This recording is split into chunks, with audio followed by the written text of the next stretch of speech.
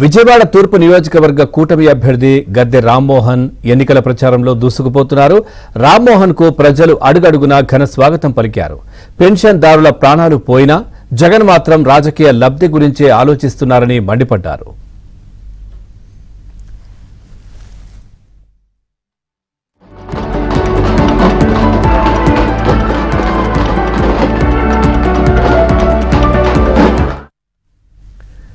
జగన్ మానవత్వం లేకుండా ప్రవర్తిస్తున్నారని, వృద్ధులను ఇబ్బందులు పెట్టే చంద్రబాబుపై నిందలు వేస్తున్నారని అన్నారు.